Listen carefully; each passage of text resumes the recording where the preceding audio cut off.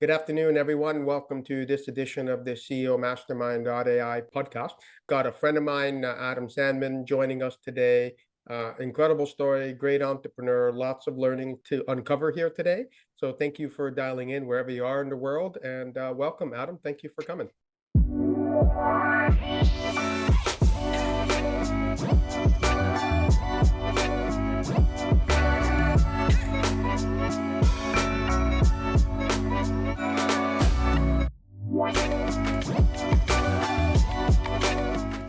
Thanks so much for having me on the show. It's a pleasure to be here today. Awesome. Can you, just for the audience, we'll dig into some questions, but can you kind of just give us a, bird's eye view of where you came from? You've got, you studied at Oxford, so I know you weren't, you didn't come from North America initially, but give us a little overview and then we'll dig right into some of the topics. I actually grew up in South Wales, which is in for those who don't know, it's attached to the side of England in Great Britain, which formerly was in Europe before Brexit. Without getting into politics, it's a crazy time over there. But I grew up in Great Britain in Wales, went to high school there, and then from there went to university and actually studied physics. At the time, I was very interested in science and how the world worked. When I got to do physics, I realized that physics is much more theoretical than I think I anticipated as a high schooler, and so I was a little disillusioned with the lack of practicality. But luckily, as a child, I was a computer programmer as a hobby, and so we used a lot of computer science in physics. And I think I found myself more drawn to the computers that we were using in physics rather than the physics itself, much to the chagrin of my professors, I'm sure. But that was really what kindled my initial interest. I'd been programming before that. And also, I was very lucky. I was in university in the mid 90s, right when the internet was born. So in 93, I went to college, dating myself some. And the internet didn't exist outside of universities. Sure. 97, when I graduate, everyone's booking things online. So, or beginning to anyway. So really, the Yeah. internet revolution happened whilst at college. And so I had a bird's eye view. People in my dorm room were making websites to do things online that was completely novel at the time. And so when I left university, came to the United States, worked in Boston for an IT company, Sapient, doing consulting work in IT and internet development work, got involved with the Navy Marine Corps practice, and then ended up founding my own company, 2006. Fast forward 18 years, Inflectra is now 18 years old, and we've been growing for a while, and we have a software development, lifecycle management, and testing platform that companies use to manage their applications. And here we are today. Here we are. Well, thanks for that overview. And I remember just before we started the show, we were talking a little bit about my older brother is 8 years older than me. He's a civil engineer, and I remember my first time monkeying around with computers was 1989, and I had a for those in the audience may not even know what it is, but a Commodore PC40, 12 megahertz.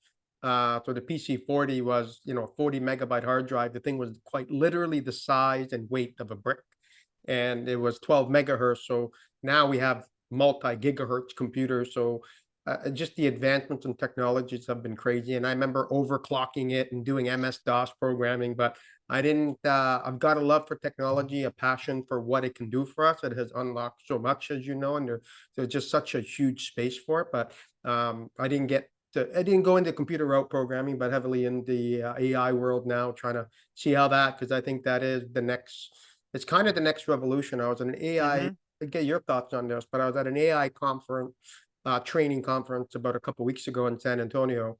And, I believe the AI and its advancements and whatnot will change the way we do things to the extent to the way that the internet did.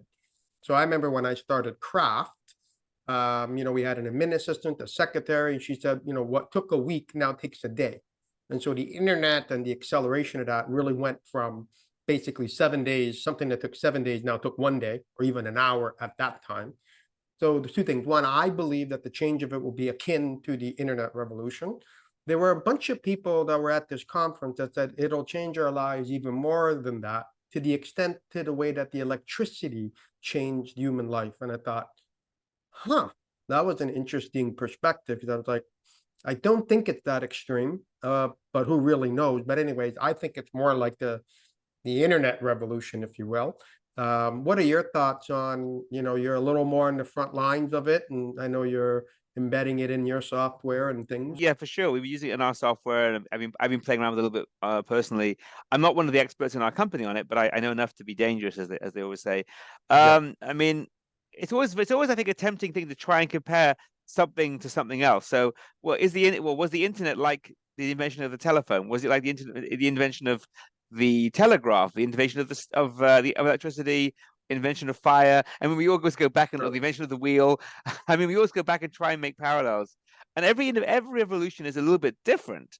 I would say in terms of what it can do.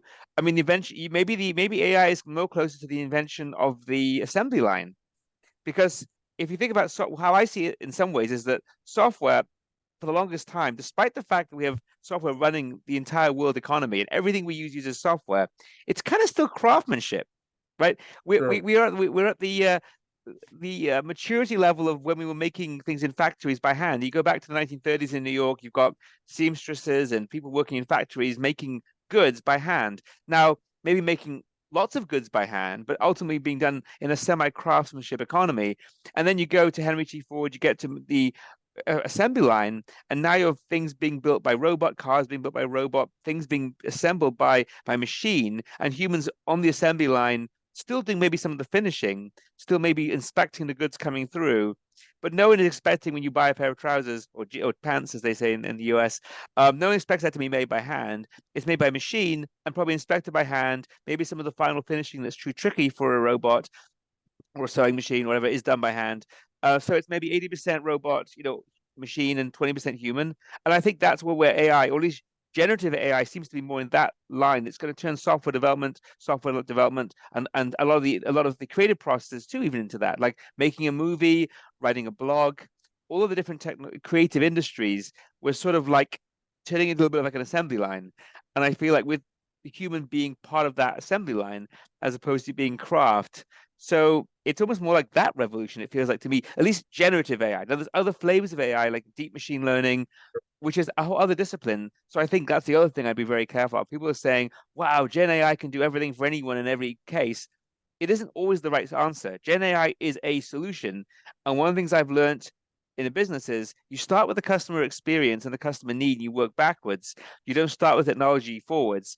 But Yeah, technologies can disrupt things. So it's easy to say that, but on the other hand, when the internet came along, it completely changed the economics of doing e-commerce. So let me start about my company. In some ways, when I started the company in 2006 we were releasing software online. At that point, most of our big competitors, like the Microsofts, the IBMs, the HPs, they weren't selling enterprise software over the internet. No one did that. no one did. E-commerce was around, so B2C existed. People were doing that already. But even for 2006, which is 7 or 8 years later since the internet really came around, for the most part, if you were buying enterprise software, you were having someone come demo it for you to your office and show it to you. Maybe it was web based, maybe it wasn't, but you weren't going on a website, choosing it, browsing it, going to a review site, um, reading online reviews, and then downloading it, installing it, and then eventually being adopted into your company as enterprise software. And so when I started the company, I didn't have that many competitors doing that. Now, of course, we do. If you started my company today, you'd have probably in any B2B segment, you'd have 20 or 30 competitors out of the gate. For my case, there were plenty of competitors, but most of them were still selling traditionally. So it gave us a little bit of an opening in terms of being disruptive in the market. So timing is everything. And I think if you look at any industry like AI, we're seeing this new technology disrupt things, but no one's entirely sure how it's going to do that. And we should look to our customers to give us some examples of what use cases does it make sense. Like, a blog writer that writes a blog that's going to be maybe many, many pages of boilerplate plus some unique insights. It's allowing that blog writer or that content copywriter to generate some of the boilerplate and then give it their own special spin, for example. I think you hit on a really important part in terms of like talking about a deliverable, because what, as far as we can see, it will be a human journey. So what is who is your customer? What journey do you want them go through?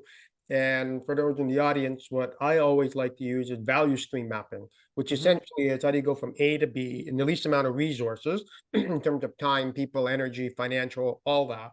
But at the end of the day, to your point, make it relevant to the experience, because there's always a human at the other end of an experience. And so the Hmm. way I think it'll revolutionize our thinking, to your point, maybe liking it to the internet, but it's really more AI is like a productivity tool Mhm. that provides a deliverable within a step, right? So if you're trying to create something, it can come in and out to support, like you said, blog writing. So I think it's more of a support productivity tool used properly. And then I think, if you take the lens of a customer journey, what does your customer want? Who do you serve? What are you passionate about? All those sorts of questions you ask. But then AI, I always liken to AI like a $10,000 hammer, right? So sure, I'll get a $10,000 titanium hammer.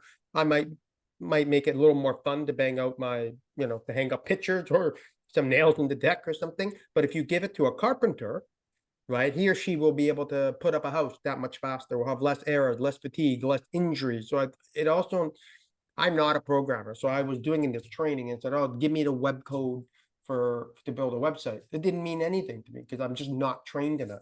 So I think you still need that human experience, to your point, that customer journey, and then figure out, okay, what parts could AI help me accelerate this path? Whether it's blog writing or whether it's checking your code or getting you 80, 90% of the way there. Because at the end of the day, I'm also not a doctor. It could simulate doctor-like advice, but I can't interpret it that way. So it's, we still need that experience, right? So people are trying to put things deliberately into like code so that malware, so people are training AI so that it will put malware into the code that it gives you. And if you're not an experienced programmer, you wouldn't necessarily spot that, for example. Yeah. So there's also danger, there's the deliberate tampering use cases. Another fascinating, if without going too far down the AI rabbit hole, but one really fascinating one I read about, and maybe you've heard of this, is they were training an AI to interpret MRI scans. AI in particular doesn't explain to you how it got that reasoning. So one of the challenges of AI is there's no interpretability. Like it gives you an answer and it gives you answers. You're not always sure how it got there, but with enough data and enough time, you hope to assume that the statistical variance decreases where the positives from negatives get distinguishable. So if you have an MRI, you're looking for, say, cancer, or I'm not a doctor, so maybe that's not what you use, but let's say that's what you're using. And over time, an AI could learn a cancer from non-cancer. That's what you'd hope. And you wouldn't know how it did it, but you'd hope that it would look at the scan and the image, and it would come up with very good results over time the more you feed it and a doctor reviews it. Now, they did that, and this AI came up with amazing results. But they didn't. But then they found out the reason why was not what they expected. What they hadn't realized is the MRI results were from an actual patient, and doctors typically mark them up with some notes on the side in the top right, and Ah, the AI was learning the notes. well, yeah, and there you go. There's the genius. Yeah.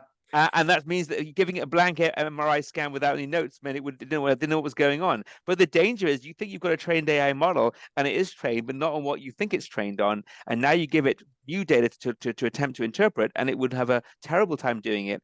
So that's always the danger is if you train a model on a set of data and then it gets exposed to different data, it doesn't have a frame of reference, but it's not going to tell you that. It's just going to attempt to do the best it can, and the Right. results could be catastrophic.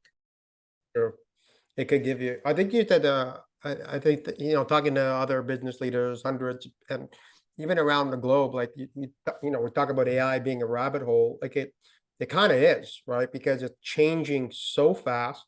Governments don't know how to use, like there's all sorts of stuff going on. And I remember going to a innovation webinar, sorry, this conference called From Trend Hunter. And Okay. in 2002, September 2022, sorry, what they said is the rate of change in terms of mankind or economy or advancements and all that, the rate of doubling is obviously shrunk. And I think we can all see that. It used to Mm-hmm. be the rate of change 50 years, 25 years.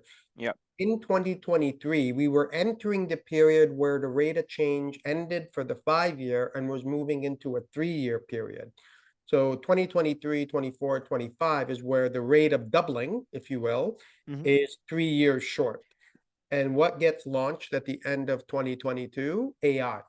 So I think an AI, I think, will accelerate that rate of change, but it's also sometimes difficult to stay on top of it. And I think it's, I will keeping be up careful. Yeah, is one thing to think important. about there is that in November 2022, what happened is ChatGPT was released, which is Ah, only one flavor of AI, and the models behind it had been many, many years in development. That was GPT 3.5, basically. And it yeah, was in November they realized they had a minimum viable product, but they've been working on it for many years. AI's and machine learning has been out for much longer, and its use cases are all over and around us. Facial recognition at airports, lots of stuff that yeah, I don't even remember. So I would say that that's us probably doubling as well. But the one thing I always be careful of is that everyone's focusing on generative AI as espoused by ChatGPT because it made it very popular in the consciousness and the zeitgeist. There's a bunch of stuff going on in the background that we probably aren't aware of that's probably just as accelerated, if not maybe more so, maybe but more. without the oversight and thus visibility that GPT is getting, and that may be scary in some ways, is that it's like if they hadn't imagine they hadn't released the product in November 2022, but had kept it private, and imagine all the big tech companies had started using it but not telling anyone, and it hadn't become a consumer facing product, which is what it ultimately became. I wonder where we'd be. Then, on the other hand, maybe because they made it consumer driven, because they released a consumer product, maybe because that then it gave humans for the first time the ability to make it do what they wanted, rather than just being embedded in software. Maybe that's what spurred the innovation. So maybe actually, if they hadn't done that, we wouldn't be where we are today. So it's very hard to know. Um, and maybe if there's other technologies that are proprietary that if they were exposed to the light of day earlier, might accelerate faster. I don't know. It's an interesting question. I don't know. Certainly is, and I know you're spot on. If I'm not mistaken from what I've read, as usual, lots of advanced technologies begin in the military. My mind tells me actually the concept and the development of AI started in, I believe, in the late 50s, actually. Mm-hmm. Uh, so to your point, it's not new. I think it's a very important nuance that it became part of pop culture. Yep. And it's creating all this confusion. Whereas, IBM Watson has been around for, for some time now, powering Deep Blue, doctors and right? Yeah, Deep Deep Blue, Blue. Yeah. all these sorts of things. So it is true. Yeah, you're right. I wonder because there's so many people that are ignoring it, so many people that are probably overhyping it. And then you've got, the rest of us in the middle trying to figure out how can this help us? Right. And that's the perspective I take is how can this help us get more accurate, more, better customer experiences and whatnot.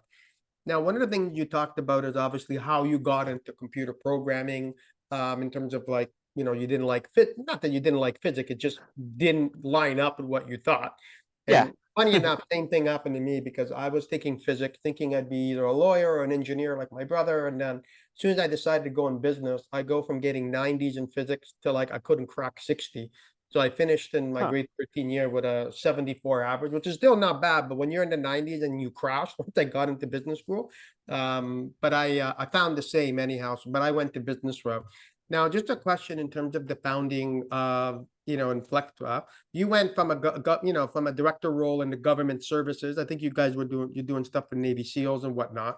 Mhm. Like what motivated you to create Inflectra and then some of the gaps that you saw? You talked a little bit about that before, about the on-prem selling versus selling online, but how has that experience in your early tech, manifested itself in your company today?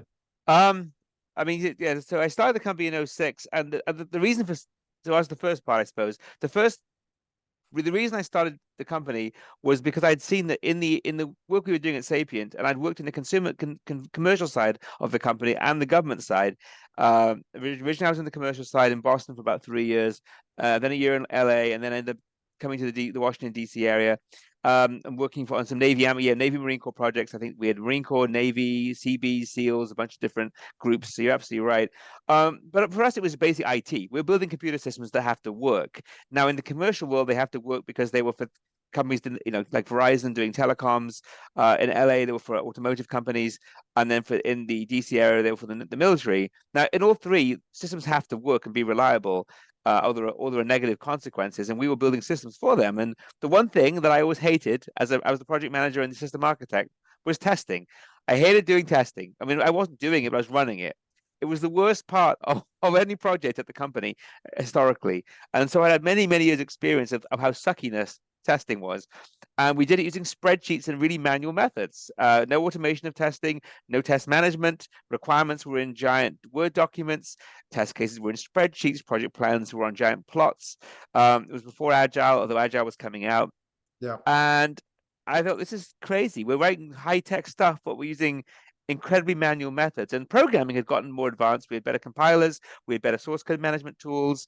Project management tools were still a bit lagging. So it felt like the stuff that developers got, because developers can build tools. So developers can build cool tools for developers, but the testers and the project managers kind of got stuck with what no one wanted to build.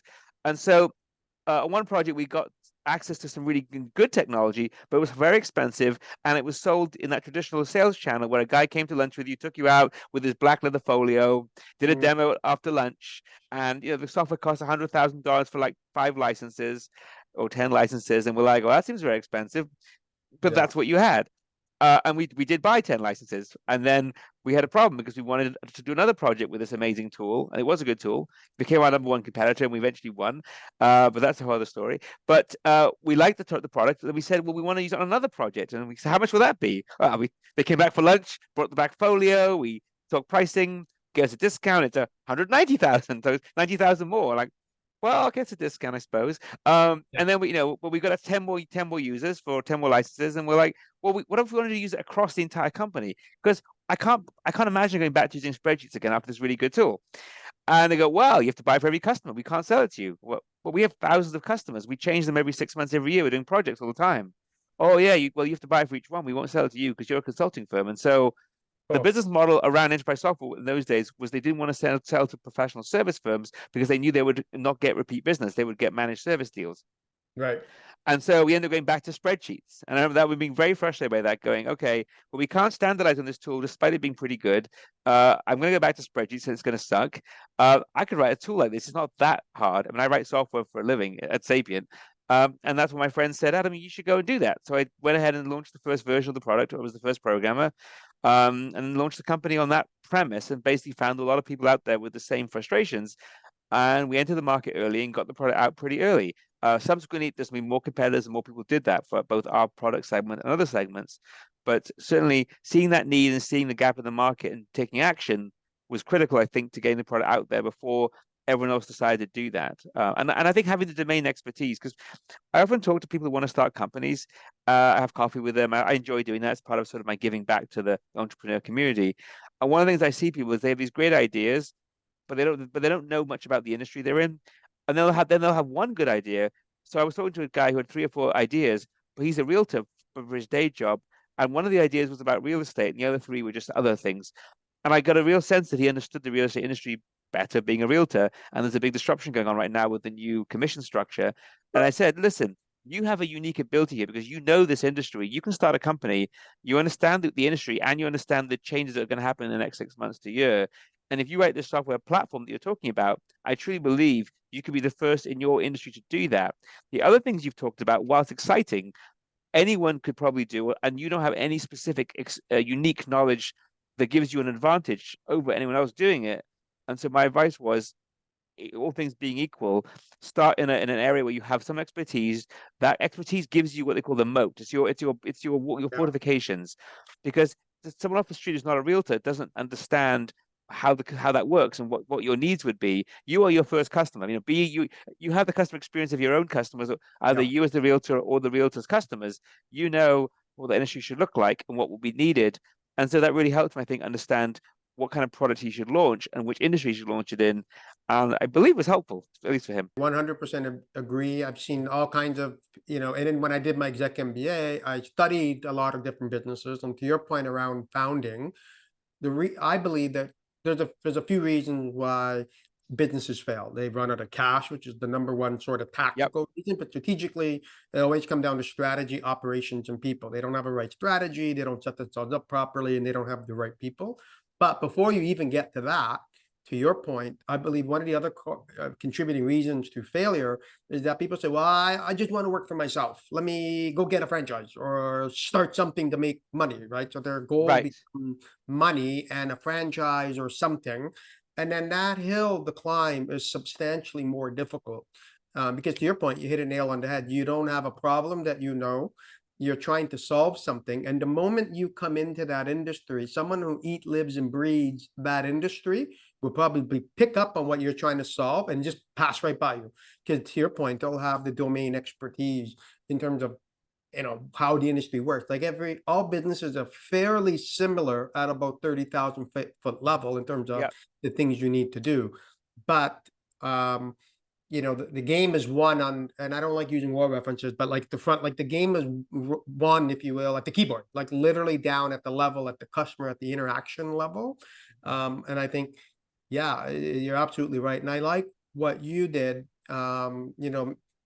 knowingly, but at Harvard, there's Clayton Christensen. It's called Hmm. the disruptive innovation. And that's Hmm. basically what you did, right? There was a problem. It was an expensive problem. You came in, solved that at a lower price point that solved that pain for those customers. And that's what you call disruptive innovation. I think that's what AI will inherently do, Hmm. accelerate those type of things. But I think that's a really good takeaway for the audience in terms of, if you haven't started your own business, it's best to start with what you're doing. And oftentimes, people like Alex Hormozy, they love the game of business, but he started in what he did, created a lot of money, then created the freedom. But even with what they're doing with their, private equity organization, they're still staying within the things they know what to do. Like, he's still staying in business. He's worth hundreds of millions, but he can definitely buy real estate. He can get in all sorts of things, but he doesn't, or him and his wife don't, rather. So I think it's really important, stay in your domain expertise, and then within that, you can certainly spread your wings a little bit further. Well, I think for serial entrepreneurs, it's a little bit different because if you have capital, so let's say you started a company, you've sold it or partially sold it or whatever, raise money, whatever it is, and now you have the freedom to start a second business, which is a great gift if you have that freedom. You can bring in people. You can bring in industry experts to help you. You have that kind of resources. First, you have a network. B, you have money.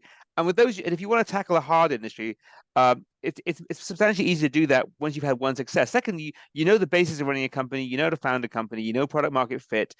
If you were doing your own business again, if I was starting Inflectra again, there are many of missteps I made along the way, which we could talk about, that I wouldn't do now. And so starting another company now, I could take on a riskier venture that I know less about because I could probably afford, if I, to hire someone who could help me. I would know how to do early failure, early product market fit analysis that I didn't know, in 2006. I'm more experienced. My tolerance to risk is probably higher, and I could protect the downside more in terms of understanding different markets and being able to do tests and analysis and structured experiments. It's 2006. I was starting my own company. And I think coming from the world of business, in that I was a director selling services to the government, I knew quite a bit about legal and accounting and finance and contracts. So that was another superpower I'd managed to acquire. Mm. Because one of the things I realized when I first came to the United States was as a programmer was that I really wanted to start a company. This is in 1997, 98. You ask anyone who I met at that time, I'm like, I'm going to start a company one day.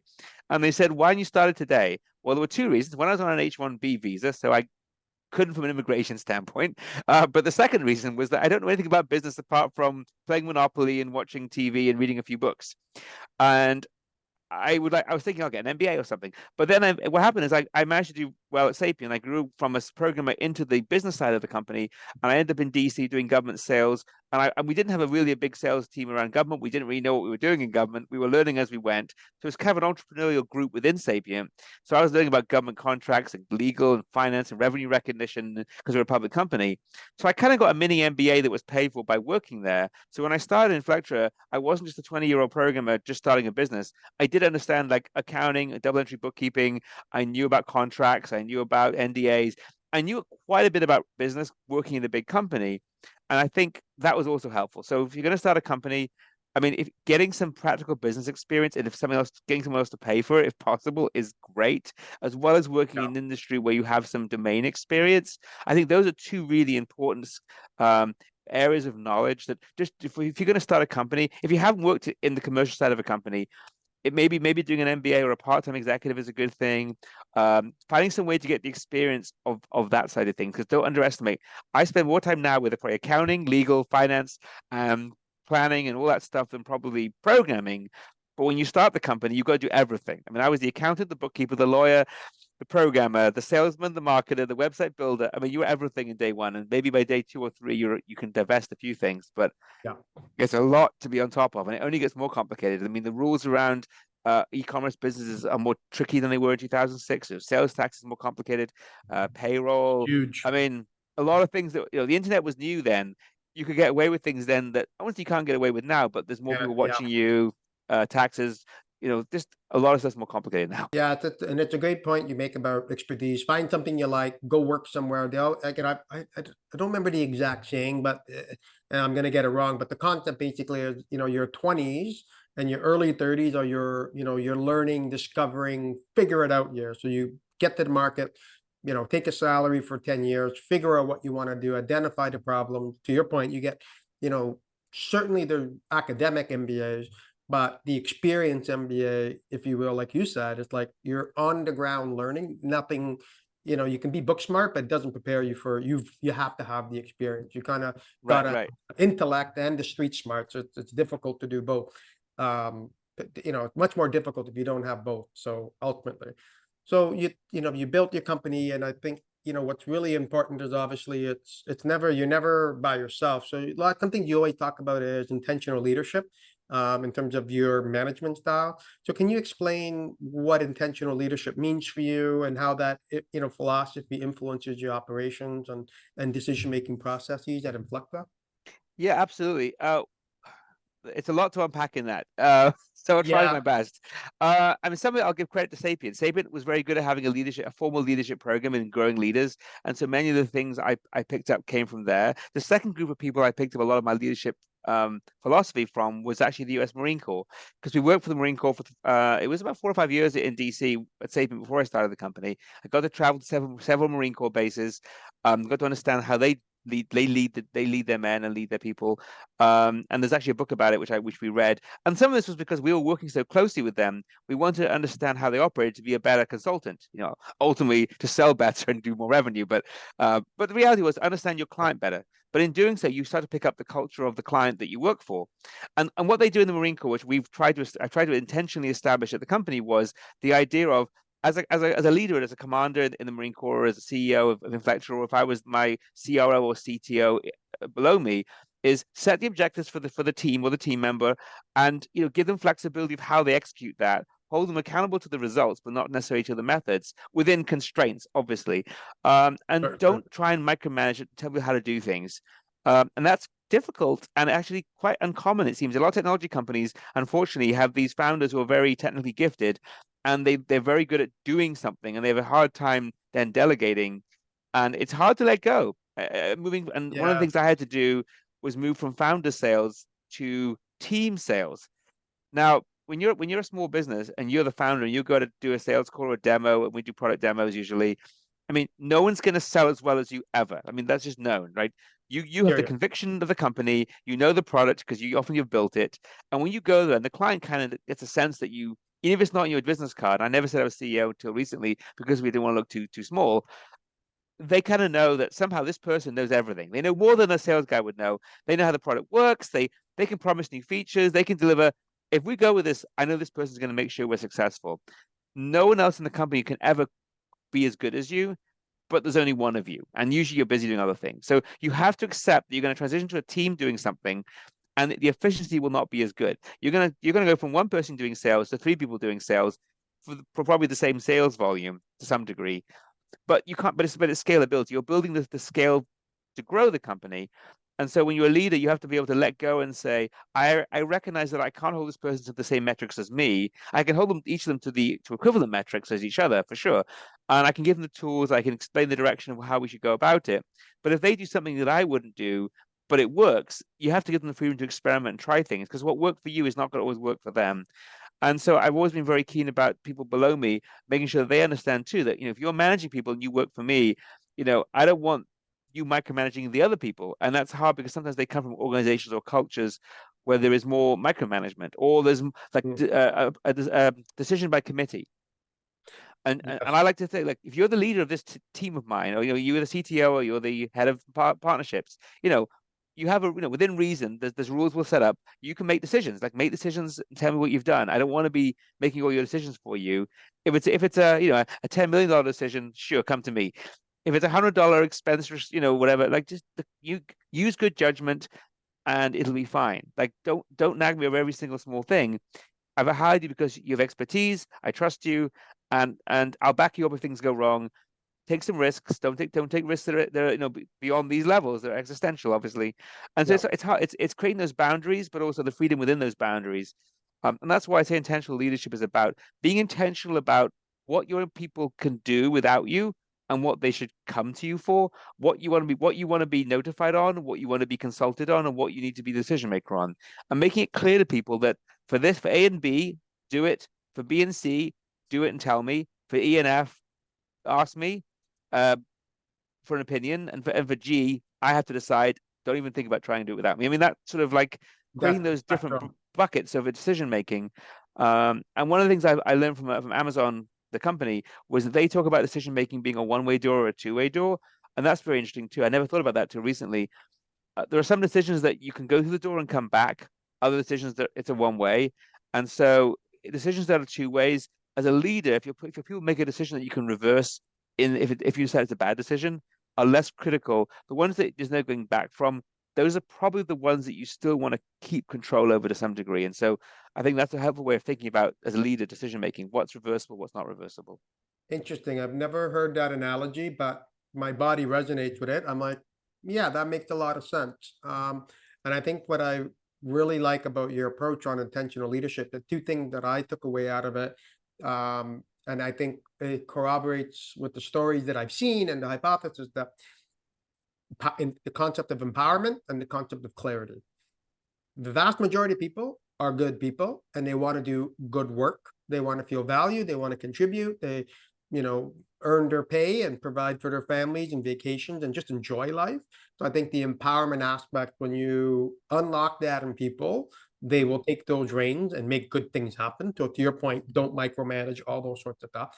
The other piece is, you talked a bit about a matrix, which is, the concept of clarity. So if you take empowerment plus clarity, and really that's super important, and it really unlocks, I think, potential. Like I always talk about in business, I call it like trapped margin. You go into a business, you look for inefficiencies, and there's always money to be found because there's inherent efficiencies over time. But you have to take that same concept to people, which is what you're doing, right? Like you set the boundaries, you give them the outcomes, give them the empowerment to do so. And I think that's called unlocking potential, right? Because if you have a team of heavy hitters, your company will scale that much more efficiently. You're going to have challenges, but you're going to overcome them a lot faster and a lot smoother versus having, a lot of other, the four stages, forming, storming, norming, and forming kind of stuff. You kind of get through those stages much quickly when you have people that are empowered, to your point, with the intentional leadership and that clarity that that you embody. So which is great. I really like that concept of the one door, two door. I'll have to look in that. Is that from a book or is that something you read about Amazon? I was actually at an Amazon quarterly business review. So we're a partner of Amazon Web Services as a company. We build our software on their product. One of the things they offer to partners is sessions where we discuss our business and their business. Obviously, somewhat, they don't tell us everything that's going on at Amazon, but they tell us some of the stuff that's relevant for us. And we were talking about Gen AI and DevOps and Agile and how we could use some of their technologies. Anyway, but in that conversation, they were talking about their leadership structure and how they make decisions and how they innovate. And that came up as one of the things that Jeff Bezos had said at the beginning of the well into the early days of the company, that he didn't want people coming to him with what he called the two-way door decisions, because he said, if we can reverse a decision, and I'm paying you to be like the head of retail or Kindle operations or whatever part of the company, I don't want you coming to me with that, because you should be able to make that kind of decision. Now, if it's a bet the company decision, you're damn well right. I want to be consulted on that. And it's in. I think there's books that there are probably Amazon books that are written about his leadership style and the style at Amazon. So I can't say I've read them to say that's where it came from, but it came up on a slide in the AWS quarterly business review on one of their decks they presented to us. That's where I heard it. Yeah, no, that's great. I'm definitely going to look that up because I've sometimes, for better or for worse, I have an obsession with optimization. How can I do things better, and how can I serve my team better, clients better, and how can I do everything better, just to figure out what my potential is. So I'm always interested in learning different concepts because there's always something to be learned. And I think we take our own styles and development, just like you have, but you ultimately create your own recipe for success and create a company of people that follow you based on what you want to do. Right. Which is exactly. Absolutely. Just before we wrap, you probably can't talk too publicly about a lot of stuff, but AI and deep learning has been around for a while. How have you embedded in your organization?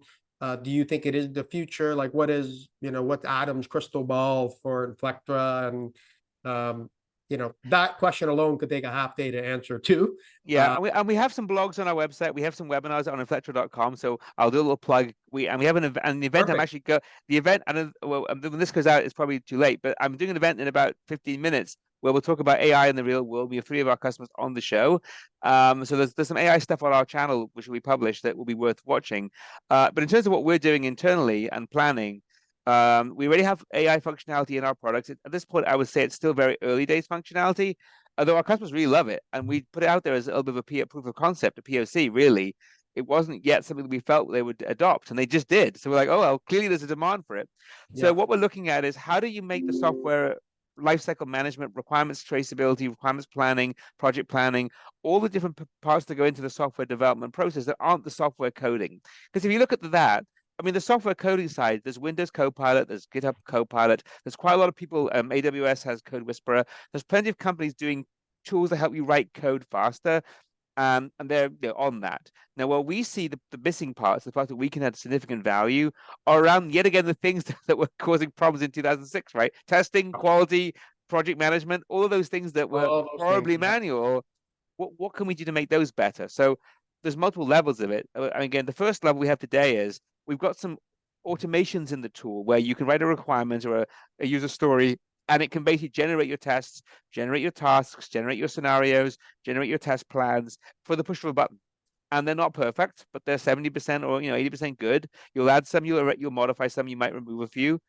But our head of QA said this is, takes 10 seconds to push the button, and it would take me 4 hours to create this. I will edit some of these, but it won't take me 4 hours. It'll take me maybe half an hour.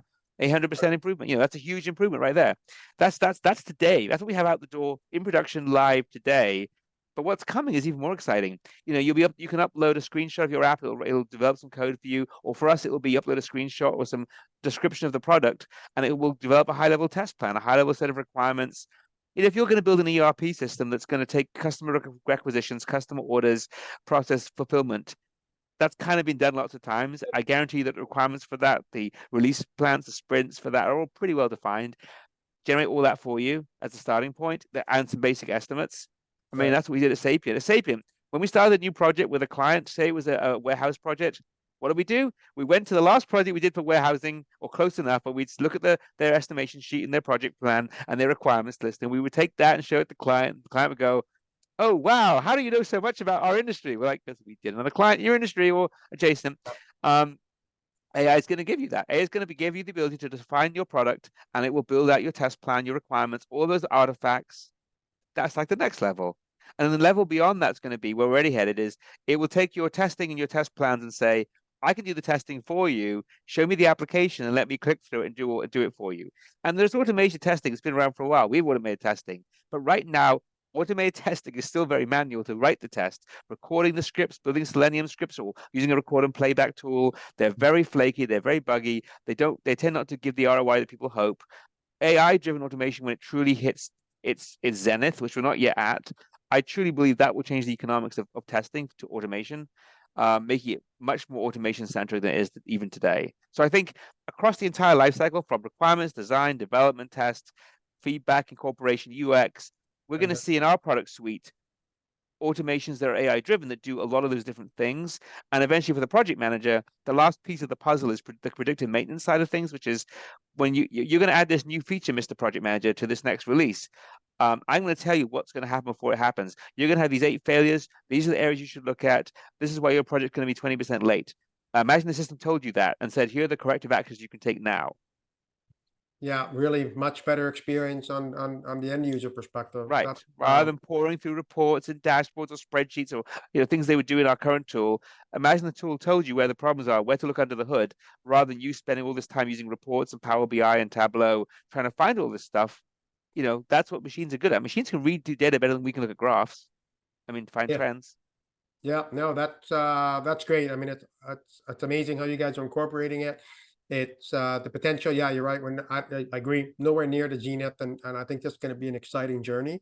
Well, I wanted to thank you for your time today, Adam. You've bled all kinds of wisdom on this podcast here. I will put in the requisite in the show notes, the links to what you've talked about, and when it's ready for your upcoming AI panel in 11 minutes from this time of recording, Thank you. send me that, and we can put that in the show notes so people can have a look at. And if they're like me, they like to geek out on what people are doing and learn from them and support you. And so thank you for your time, and really appreciate everything that you do and your time here today. So thank you so much, Adam. Excellent. No, it's a pleasure to be on the show, and thanks so much for everyone for listening. And we'll provide the notes to some of those AI panels and recordings. And it's been a great conversation. Thank you again. Thank you so much. Enjoy the rest of your day.